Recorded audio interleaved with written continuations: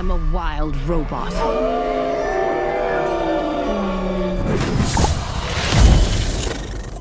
Dreamworks is a strange animation studio.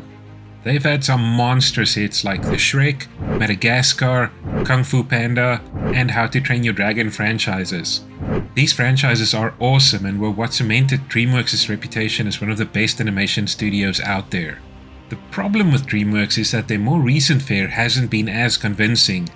They scatter the odd hit in between a smattering of mediocre releases. If you look at the last few years' releases from, let's say, 2020, we start with Trolls World Tour, which did surprisingly well considering the whole pandemic thing, and then it was followed by the very meh Croods A New Age, Spirit Untamed, and The Boss Baby Family Business. Do you remember any of those? I sure don't. Then came the surprise hit The Bad Guys in 2022, followed by the incredible Puss in Boots: The Last Wish, which I think is maybe their best film of the last decade at least. And then the meh again with Ruby Gillman, Teenage Kraken, Trolls Band Together, and Orion in the Dark. Kung Fu Panda 4 was a step back to the amazing movies we know DreamWorks for, but it's still easily the weakest movie in the franchise. And that brings us to The Wild Robot. This movie has the sort of pedigree that makes your eyes go wide. The director of the movie is Chris Sanders. Although this is his first outing as a director, he's mostly known as a writer. You might be familiar with a few of his previous works: Beauty and the Beast, Aladdin, The Lion King, Mulan, Lilo and Stitch, How to Train Your Dragon, and The Croods. This guy lives and breathes animation and has been around the block a few times. He's also seen the rise and fall of classic 2D animation and then the rise of 3D animation overtaking it.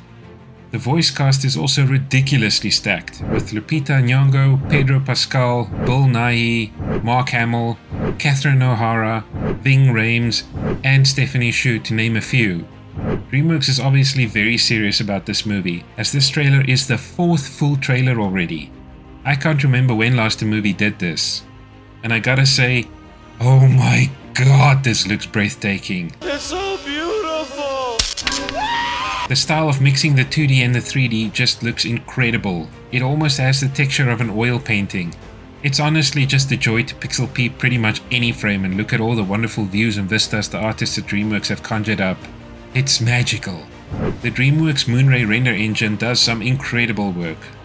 Holy shit, this looks good. It's pretty. It's so pretty. The characters also look incredible. Roz the robot looks generic enough to have come off an assembly line, but somehow super expressive without having a mouth or eyebrows. The built-in lights that change colors based on emotions look and function so well. There's an almost timeless feel to her, and I think this movie is going to age pretty well based on the style. Subscribing's easy. I can show you how to subscribe in one step. Subscribe!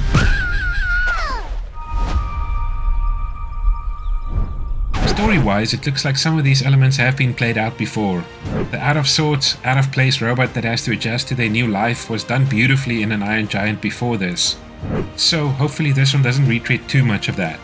The evil robots that come for Roz have a little bit of a Mitchells vs. the Machines feel, and loving that movie, I'm digging it.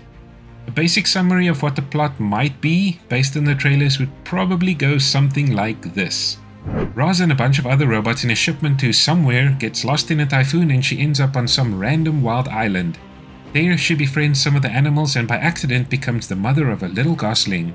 The animals seem to then help her with rearing the little furball. It looks like Roz spends years in the wild as the little gosling fully grows up. I can already tell their departure is going to be emotional. At some point it looks like the newer generation robot from Roz's company finds them, and since she's now a full-blown wild robot, she and her animal family decide to fight for their home. I also have a sneaky suspicion that the ending is gonna be super emotional. Have I told you how gorgeous this movie looks? DreamWorks have managed to do some mature storytelling in their recent animated movies, especially Puss in Boots: The Last Wish. I genuinely hope we get more of that and less of the Orion in the Dark or Ruby Gillman, Teenage Kraken type storytelling.